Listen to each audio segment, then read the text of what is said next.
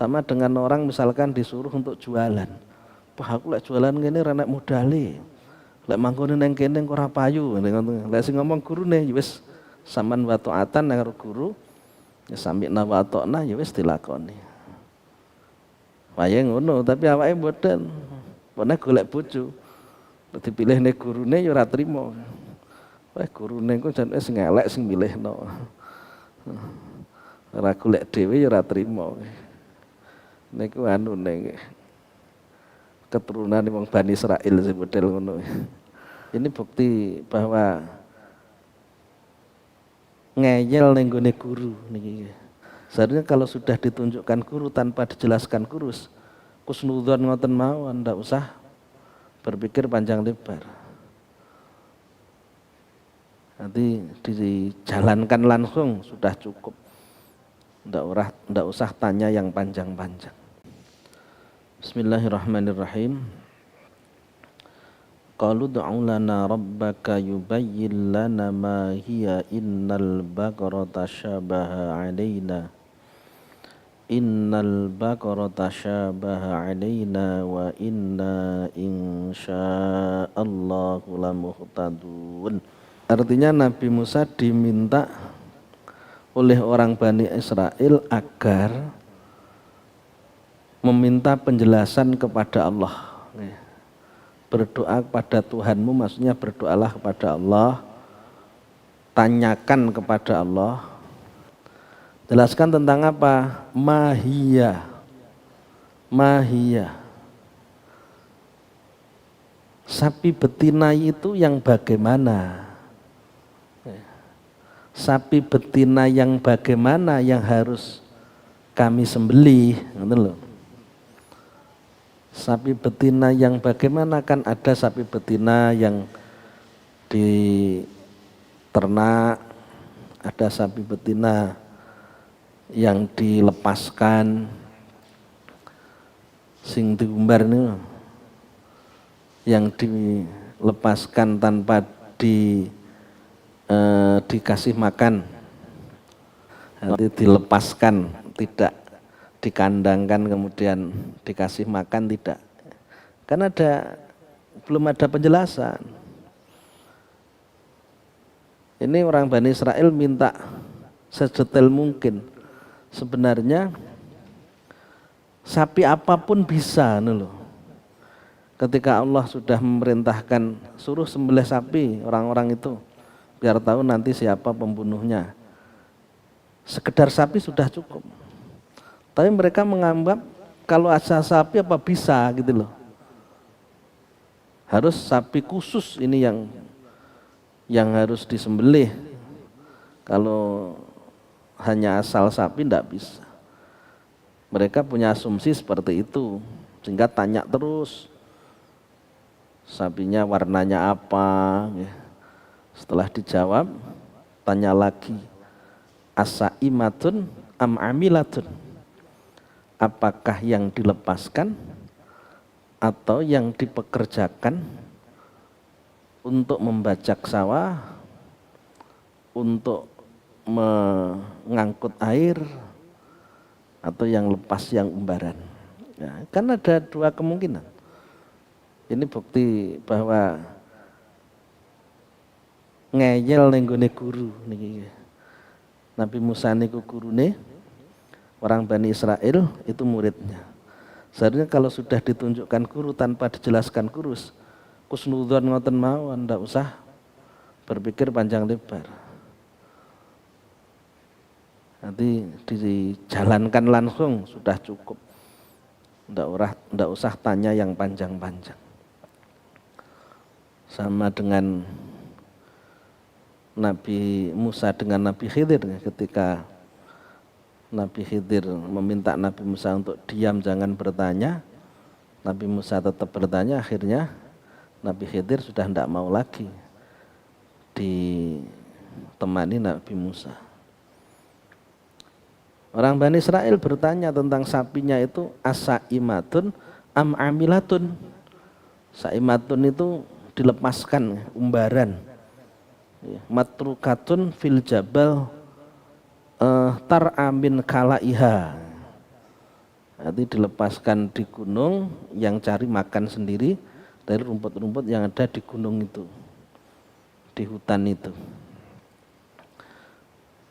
Amilatun, atau yang dipekerjakan, yang mana dikasih makan, diretno, kasihkan rumput yang mencari pemiliknya, kemudian dikasihkan ke ternaknya itu, dan ternaknya, sapinya dipekerjakan untuk membajak sawah atau untuk mengangkut air. Innal baqara tasyabaha alaina. Alasannya minta dijelaskan sapi yang dilepaskan di hutan atau di gunung atau yang dikandangkan, karena mereka menganggap innal baqara, sesungguhnya sapi itu jinsahu al-man'ud, jenisnya sapi yang telah disifati bimadzukira, dengan sifat yang sudah disebutkan. Dengan adanya warna sapi-sapinya itu tidak tua, tidak kecil, yang sedang, warnanya yang harus berwarna kuning, keemasan, itu kan masih belum bisa mengarah pada sapi tertentu. Dengan sifat-sifat yang sudah disebutkan itu, bagi kami tidak cukup untuk memilih sapi yang akan kita gunakan mengungkap kasus pembunuhan. Bagi mereka seperti itu. Jadi terlalu mempersulit dirinya sendiri gitu loh. Kalau melihat kuasanya Allah ya sudah. Sama dengan orang misalkan disuruh untuk jualan. Wah, aku lek jualan ngene ra nek modale. Lek mangkone nang kene ora payu. Lek sing ngomong gurune ya wis saman wa ta'atan karo guru, ya sami'na wa ata'na, ya wis dilakoni. Wae ngono, tapi awake mboten. Pone golek bojo. Dipilih nek gurune ya ora trimo. Wah, gurune ku jan wis ngelek sing milihno. Ora golek dhewe ya ora trimo. Niku anune keturunan wong Bani Israil sing model ngono. Soalnya wis manut jenengan Pak Yai, manut jenengan saya nggih pun ora roh bocahe ra apa-apa. Kula wis yakin, ndak mungkin jenengan blondrongno, itu ndak mungkin. Jelomprongno itu ndak mungkin, Mas. Lek duwe keyakinan ngono akhirnya taat tenan. Sehingga yang mendapatkan yang benar. Sing milih awake dhewe sing ra duwe pengalaman tentang masa depan seperti apa, akhirnya nggih lebih mengedepankan cinta nggih. Lek ndak enek cinta hidup ndak bahagia nggih. Dianggap modal cinta wis cukup. Wis ra mikir akhlake piye, pokoke cinta ngono. Hasan wis dadi tenan ketun. Ketun iki ora ketun ngarep, ketun mburi ngene. Setelah itu kan ketun ya bener biyen dungno kae. Wis ayu sugih pisan. Bismillahirrahmanirrahim. Innal baqara, sesungguhnya sapi dengan sifat yang sudah sebutkan sebelumnya, tasyabaha alina. Itu masih belum jelas bagi kami. Untuk memilih sapi tertentu itu belum jelas. Karena belum jamek manek lah cara ilmu manteke. Jamek manek itu bisa mengerucut pada satu hal dan mengesampingkan yang lainnya. Istilah jamek manek, jami'un mani'un, ilmu mantek. Tasyabaha alaina, itu masih belum jelas bagi kami. Likasratihi falam nahtadi ilal maksudah, karena sapi dengan ketentuan yang ciri-ciri sebelumnya itu ada yang sama, hampir semuanya seperti itu, sehingga tidak bisa kami langsung mengambil satu sapi, tidak bisa, belum lengkap ciri-cirinya, sehingga harus diperjelas lagi ciri-ciri yang lain. Wa inna insyaallah la muhtadun. Wa inna, dan sesungguhnya kami insyaallah Ini merupakan hal yang positif yang dilakukan oleh Bani Israel dengan mengatakan insya Allah, jika Allah mengendaki, lamuhtadun, sungguh kami akan mendapatkan petunjuk ilaiha, untuk memilih sapi yang dimaksud. Ya, jika Allah mengendaki, jika ciri-cirinya ini sudah disampaikan secara jelas, dan insya Allah kami akan menemukan sapi tersebut sesuai dengan ciri-ciri yang disebutkan. Ada kata insya Allah. Kata insya Allah ini kata yang menjadikan Bani Israel bisa menemukan sapi ini. Andaikan kata insya Allah itu tidak disebutkan pada saat itu, sampai kapanpun tidak akan ketemu. Ya. Bagaimana lagi? Misalkan nanti disebutkan yang dilepaskan di hutan. Hutan mana misalkan oleh ngono. Yang makanannya apa? Dua weneh nemenge. Kan macam-macam tau nggih. Di hutan kan sik wakeh. Tapi dengan kata insya Allah akhirnya bisa ditemukan sapi yang dimaksud sesuai dengan yang diinginkan orang Bani Israel sendiri. Sebenarnya Allah hanya menyuruh untuk menyembelih sapi apapun bisa. Baik, dalam hadis ini fil hadis laulam yastasnu lama bayanat lahum akhirul abad. Dalam hadis disebutkan oleh Rasulullah, ketika Rasulullah menyampaikan wahyu ini, Rasulullah memberikan satu argumentasi, satu tanggapan. Laulam yastasnu, jika orang Bani Israel itu tidak mengatakan insya Allah, maka tidak akan jelas sapi apa yang disembelih sampai dengan hari kiamat, akhirul abad, sampai kapanpun tidak akan ketemu. Untuk mengerucut pada satu sapi itu tidak akan ketemu, oleh tidak ada insya Allah. Dengan ada insya Allah inilah akhirnya bisa ditemukan sapi yang dimaksud. Ini pentingnya melibatkan Allah dalam segala hal, dalam apapun. Misalkan kita usaha, insya Allah nantinya kita akan berhasil. Nanti ada suatu pengakuan atas ketidakmampuan seorang hamba nih loh, sing paling penting tentang mriki. Nanti menungso ki ya tetep kawula. Gusti Allah ki ya tetap Tuhan. Berarti manusia ya harus mengakui atas ketidakmampuannya, atas kelemahannya. Jangan sok-sokan jadi manusia nggih seolah-olah kuasa saya seperti Tuhan. Inni kal alat wa huwa muharriki. Aku ini seperti alat. Alat itu ya masuk manut ya, ikut kepada yang menggerakkan. Aku ini seperti alat apapun, dan Allah itu yang menggerakkanku. Ana kal kolam wal iktidaru asobiu. Aku itu seperti pena, yang mana takdir itulah yang menjadi penggeraknya, kayak seperti tangan yang menggerakkan pena. Nggih, kabeh Gusti Allah. Seperti itu loh ajaran agama kita, ngoten lho. Sampeyan kudu ngerti, ya kudu ngiyakini, lek memang ngono kuwi, ngono lho. Aja manggah ngeyel orang ngono.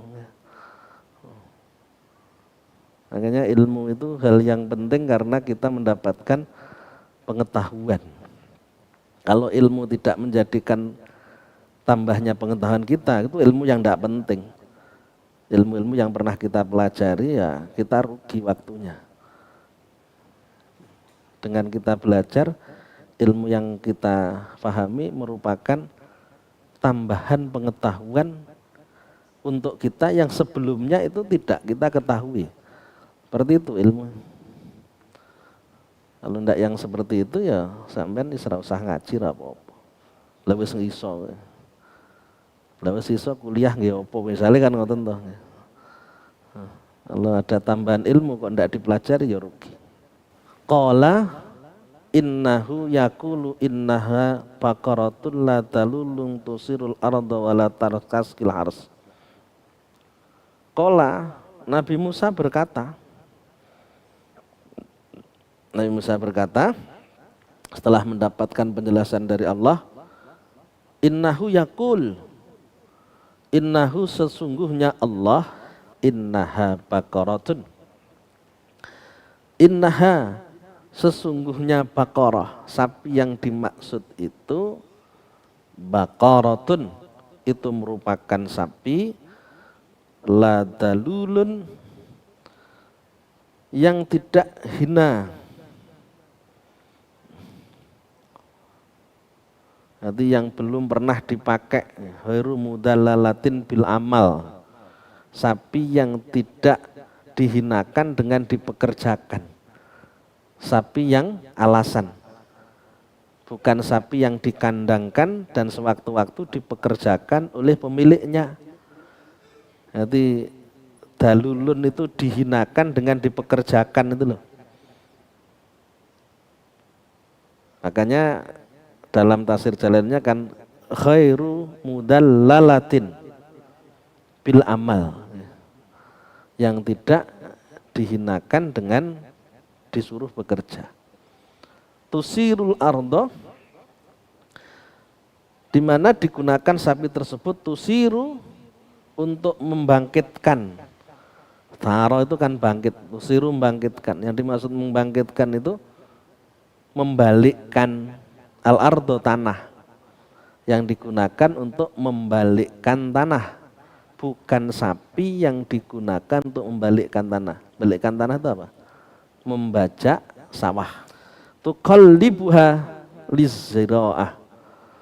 Tuqallibuha, yang mana sapi itu membalikkan tanah liziraati atau lizzaraati, untuk ditanami. Wal jumlah sifatu dalulin dakhilatun fin nafyi. Kemudian wala taskil harsa,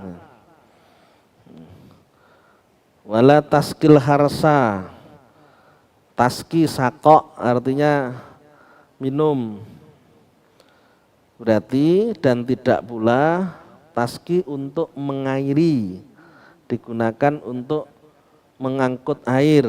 Al-harsa, sawah atau tanaman.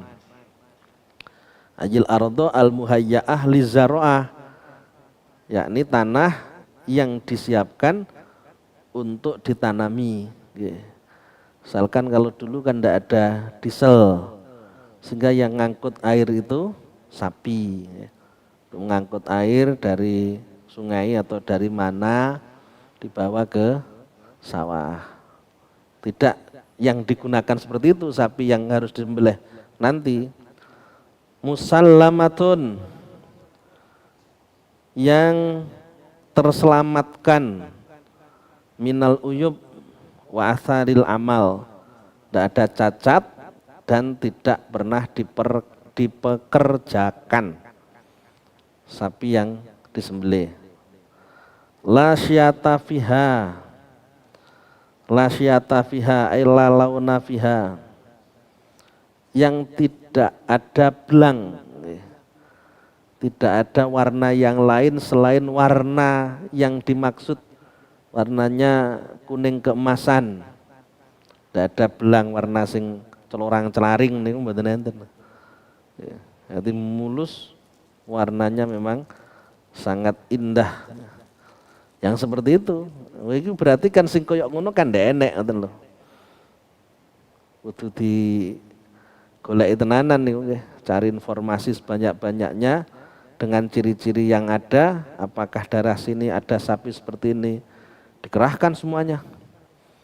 Cari ndak ada ke tempat lain, apakah ada sapi dengan ciri-ciri seperti ini, terus dicari. Qalu al-an ji'ta bil haq. Setelah dijelaskan seperti itu, sapi yang disembelih dengan ciri-ciri yang disebutkan, orang Bani Israel kemudian menjawab, al-ana ji'ta bil haq. Al-ana, kalau seperti ini sekarang sudah jelas, ji'ta kamu mendatangkan bil haq, dengan perkara yang jelas. Jadi setelah kamu jelaskan bahwa sapi yang dimaksud itu bukan sapi yang dipekerjakan, bukan sapi yang digunakan untuk membajak sawah, bukan sapi yang digunakan untuk mengairi sawah, berarti sudah jelas sapi yang harus disembelih yang seperti apa. Natokta bil bayan atam. Kamu telah mengatakan penjelasan yang sempurna. Wis lek ngono wis genah pisan. Wis saiki ayo bareng-bareng digoleki. Fatola buha fawajaduha indal fata albar bi ummih. Sehingga dicari semuanya, mencari, menelusuri, cari informasi tentang sapi yang dimaksud, ketemulah sapi itu miliknya seorang pemuda al-bari bi ummihi yang berbakti kepada ibunya. Seorang anak muda yang berbakti kepada ibunya. Kenapa kok hanya kepada ibunya, tidak kepada bapaknya? Bapaknya sebab sudah meninggal dunia.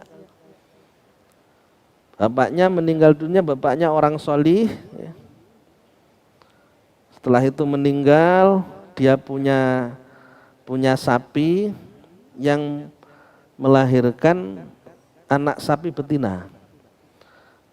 Anak sapi betina ini akhirnya ditaruh di hutan, di semak-semak.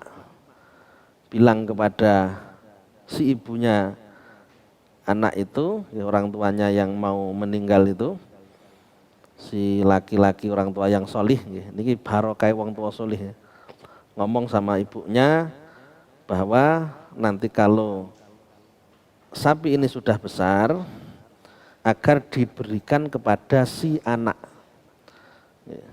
Nanti wasiat pada ibu agar memberikan anak sapi betina ini, kalau nanti kalau anaknya sudah besar, maka suruh dikabarkan kepada anak dan diberikan pada anaknya. Setelah wasiat kemudian meninggal dunia. Bapak yang solih. Bapak yang solih akhirnya mendapatkan karomah, balasan kesolihan orang tua tidak hanya diberikan pada orang tua namun juga anaknya. Sama dengan kisahnya dua anak yatim yang diselamatkan hartanya oleh Nabi Khidir dan Nabi Musa. Wa kana abuhuma solihah. Karena abnya, orang tuanya adalah orang tua yang solih. Dan dalam riwayat orang tua yang ketujuh.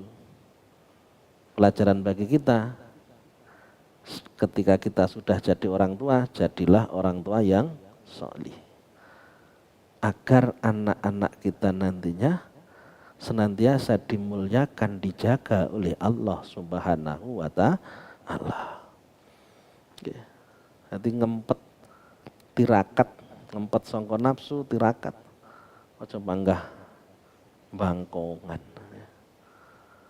Ojo panggah males maca Quran. Ojo panggah males jamaah. Nirakati anak, diniati ngoten. Nirakati anak, nirakati anak putu, ora mek anak tok. Nirakati keturunan. Ora mek sekedar anak, sekedar putu, buyut pun kok penak uripe, Pak. Tenan. Awake dhewe iki gelem pun ndak meksa awak supaya nglakone sing apik, ninggalne sing elek. Lek ngelingi demi mereka, kita insyaallah akan sungguh-sungguh dalam berupaya. Tapi lek ndak ngelingi untuk mereka, awake dhewe apa neh rezekine wis lancar, wis ora patek butuh ibadah krana wis ora butuh Gusti Allah. Soko kan ngono. Jangka panjang dipikirno. Jangka panjang. Akhirnya apa? Anak itu besar, si anak kecil ini, anak muda ini punya aktivitas mencari kayu bakar. Kayu bakarnya dijual. Pekerjaannya mencari kayu bakar di hutan. dijual dengan hasilnya dibagi 3. Yang sepertiga untuk dirinya, sepertiga untuk ibunya, sepertiga untuk sodakoh kepada orang lain. Niki bocah Pak, dudu wong tua, ya. Sik bocah, penghasilannya oleh adol kayu bakar nih, penghasilan dari menjual kayu bakar itu dibagi 3. Sepertiga yang pertama untuk kebutuhannya sendiri, sepertiga yang kedua untuk ibunya, sepertiga yang ketiga untuk sedekah. Sepertiga. Ya. Memang diniati, ngoten lho, ora karepe dhewe, memang diniati. Pengen dadi wong sing taat nang pangeran ngoten. Orang hebat seperti ini, sepertiga untuk kebutuhannya, sepertiga untuk ibunya, sepertiga yang lainnya untuk sedekah. Sedekah itu punya jatah dhewe, sudah ada bagiannya yang diperuntukkan sedekah. Coba bayangin. Oleh piro ya kayu bakar ngoten lho. Ki dasar ya sik bocah. Kok sampai kados ngoten lek ora bocah saleh apa enek. Akhirnya apa? Setelah anak itu besar, bisa beraktivitas, suatu ketika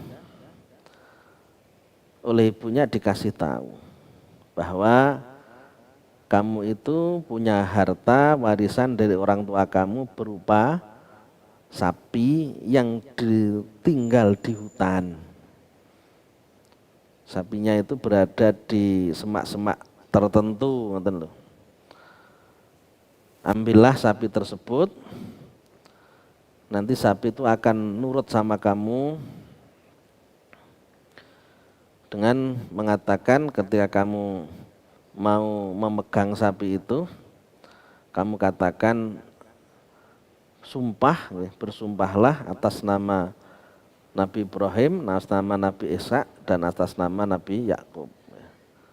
Bersumpahlah dalam mengambil sapi. Akhirnya dilakukan betul. Dilakukan betul, sapinya nurut. Si anak tersebut ditawari oleh sapi, irkab ala dohri, naiklah ke punggungku. Si anak mengatakan, ibuku tidak menyuruh untuk menaikimu. Sapinya iso ngomong. Karo mai ngatos wonten niku ya, iso ngomong. Karo Gusti Allah ngersakne iso ngomong. Ibuku tidak menyuruhku untuk menaikimu. Akhirnya tidak gelem naik, mungkar ibu tidak oleh.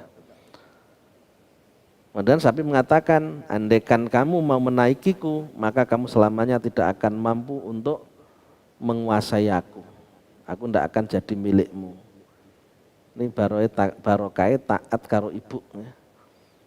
Krono tidak diperintahkan naik, ya tidak gelem naik.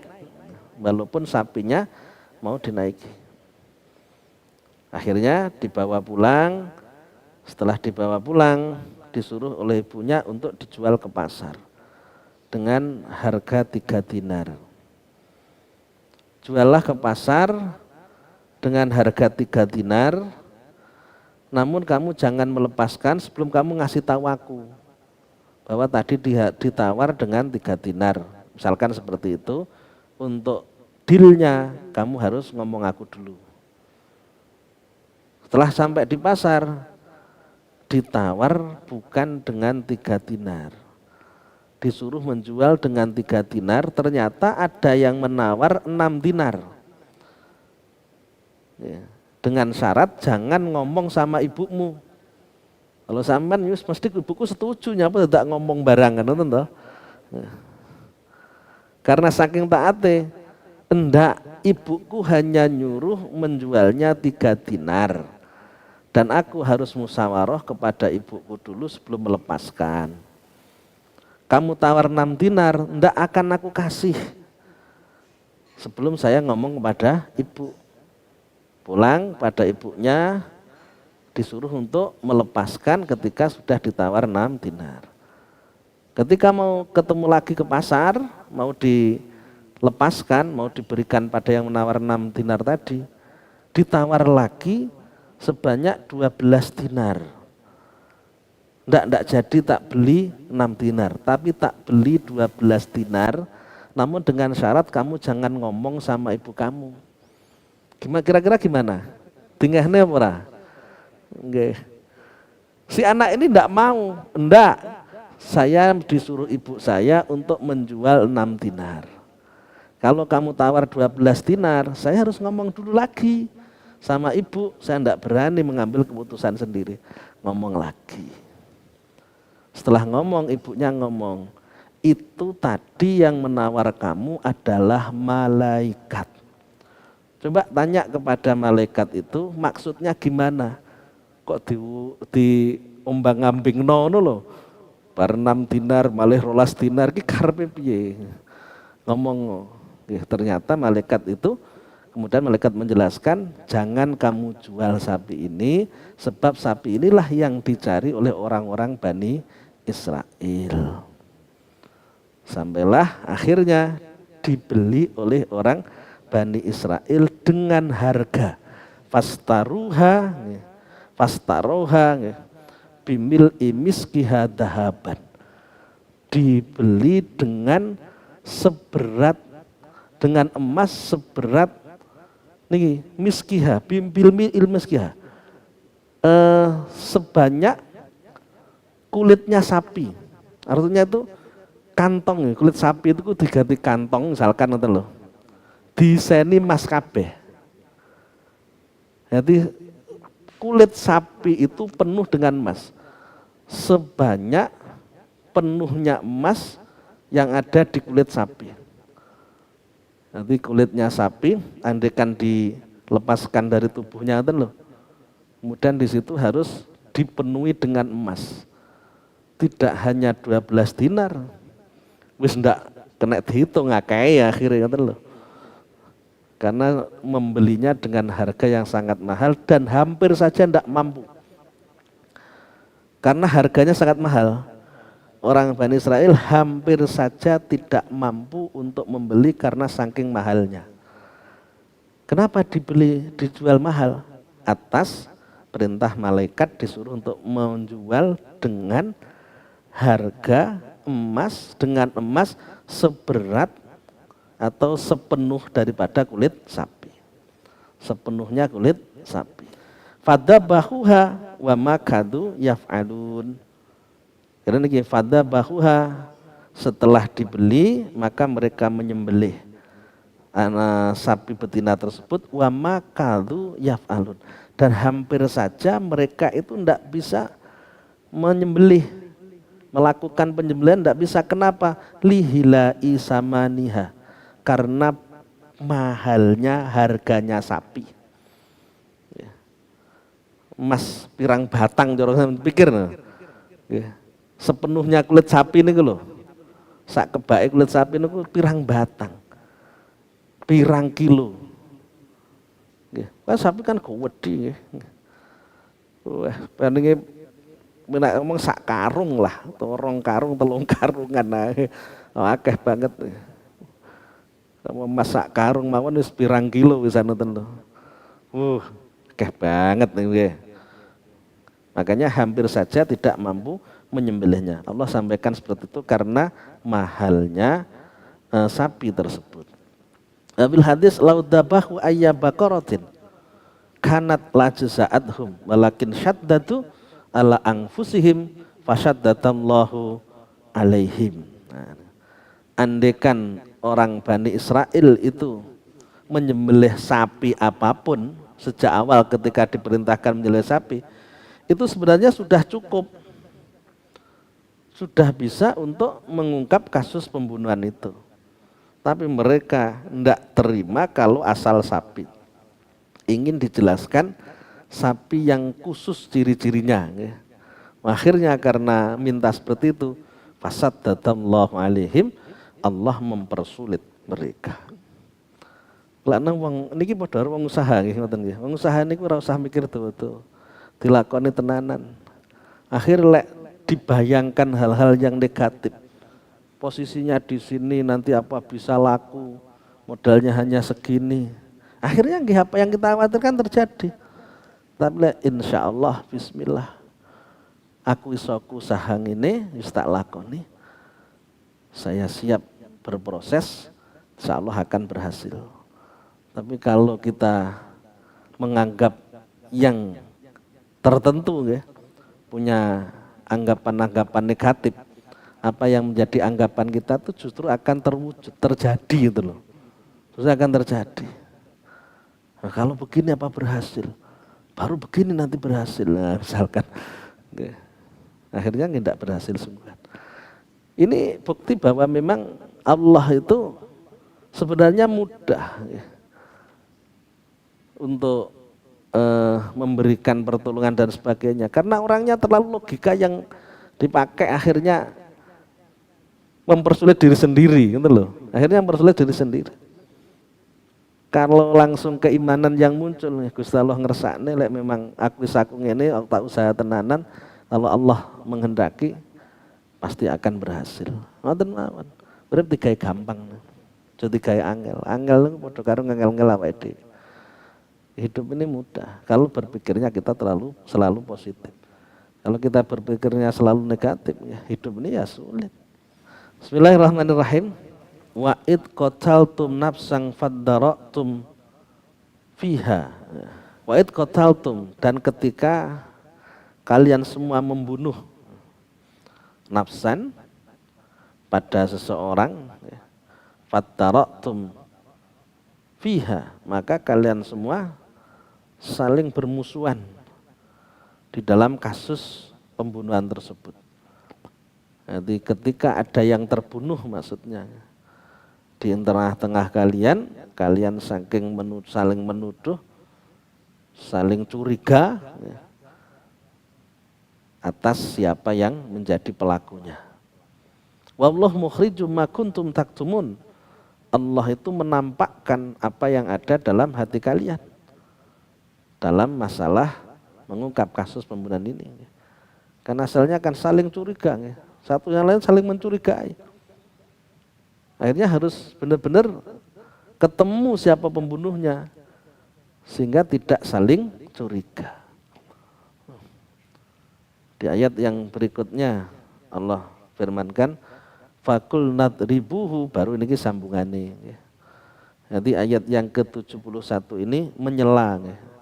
Ayat yang menyela dari ayat yang sebelumnya, namanya i'tirad wa hadza i'tirad wa huwa awalul qissah. Ayat ini adalah ayat yang menghalang-halangi dengan ayat yang setelahnya, memisahkan maksudnya. Ya. Jadi kalau wong pidato ngeten lho, ngomongne apa ngeten nyaplir dhisik rene ngeten lho, bari balik neh ngene jenenge ngemperilah menggalang-galangi i'tirad. Fakulna dribuhu. Fakulna, maka kami mengatakan, pukullah, kalian semua pukullah ke qatil. Siapa qatil? Orang yang terbunuh. Pukullah orang yang dibunuh itu biba'diha, dengan bagian daripada sapi. Jadi hubungannya ke sini nanti, ya. Kenapa kok pakai sapi dalam mengungkap kasus pembunuhan? Dikarenakan bagian dari anggota sapi yang disembelih itu dipukulkan ke tubuhnya orang yang sudah mati yang terbunuh itu. Apa yang dipukulkan? Dengan apa? Fadoroba bilisaniha au ujbadam biha fahayya, maka dipukulkan dengan lisannya sapi, dengan ilate. Ada yang mengatakan dengan tulang ekornya sapi tersebut. Dituku sakmono larange niku wau nggih. Ujung-ujungnya sing dijumuk niku mek ilate tok. Utawa sing dijumuk niku nggih mek pucuke tok, nggih buntute tok nggih. Ngujbudam biha niku tulang ekornya tok. Maknanya itu ndak kabeh, padahal niku larang.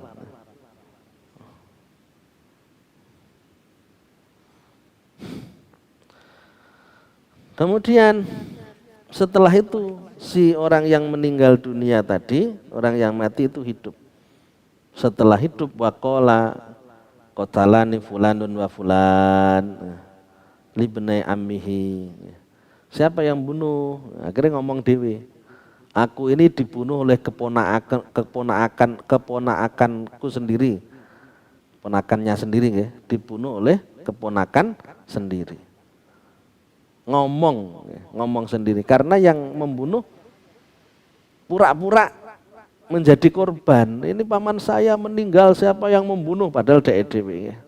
Makanya kalau polisi itu paham.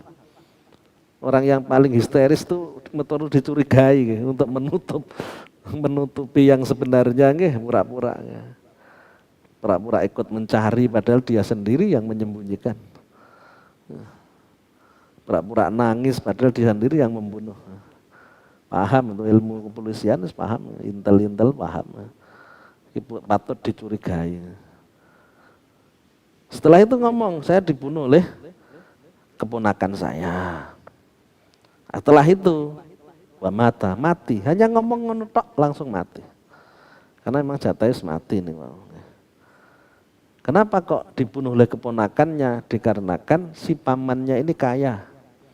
Orang ndang mati ngono lho, dinteni warisane randang mati. Akhirnya kan yo jengkel dipateni ae kan ndang iso maris. Setelah ketahuan bahwa yang bunuh keponakannya, ya ndak bisa dia mendapatkan warisan karena dia harus dibunuh. Si keponakan yang bunuh itu akhirnya dibunuh, dihukum, dikisos kan. Dan warisan tidak bisa diterima, terhalang oleh kasus pembunuhan itu. Kemudian Allah sampaikan, kadzalika yuhyillahul mauta wa yuriikum ayatihi la'allakum taqilun. Ini penegasan dari Allah. Orang yang sudah mati dihidupkan lagi oleh Allah. Wasilahnya bagian tubuhnya sapi. Karena tentu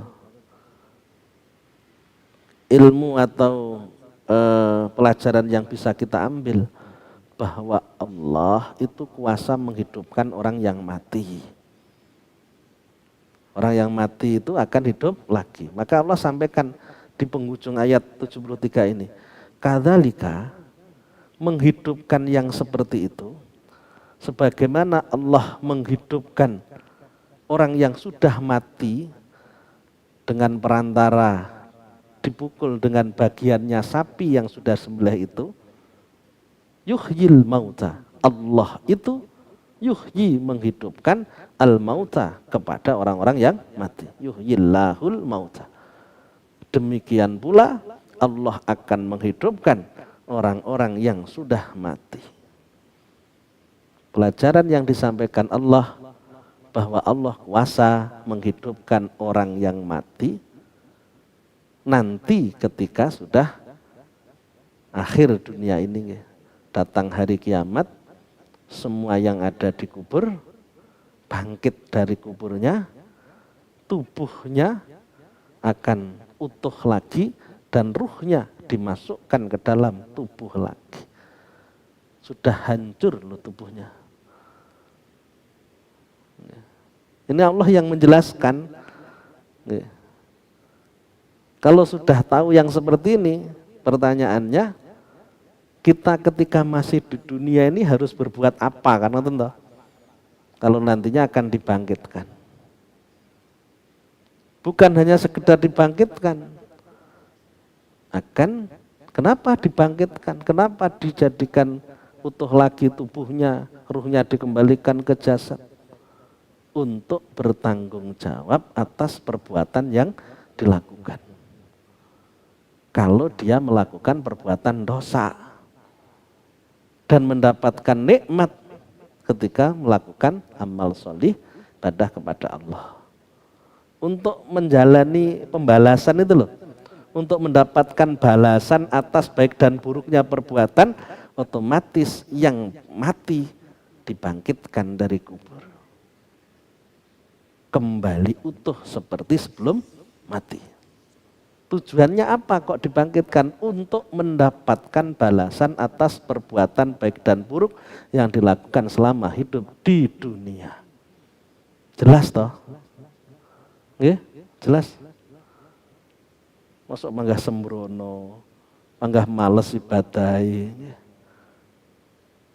Lek bakali kados ngeten iki lho. Kalau memang akhirnya nanti seperti ini, masa kita itu kok tidak semangat dalam ibadah ini kan ya arah kan loh, gak bahaya tak kan?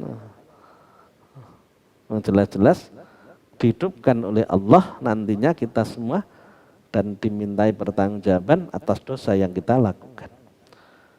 Yuhyillahul mauta wa yurikum, dan Allah menunjukkan pada kalian ayatihi, tanda-tanda kuasanya Allah, dalaila qudratihi. Allah menunjukkan terhadap kuasanya. Allah itu memang maha kuasa. Menghidupkan orang yang mati itu Allah mampu. Melancarkan rizki Allah itu kuasa. Menyelesaikan urusan Allah itu kuasa. Menghidupkan yang mati saja kuasa.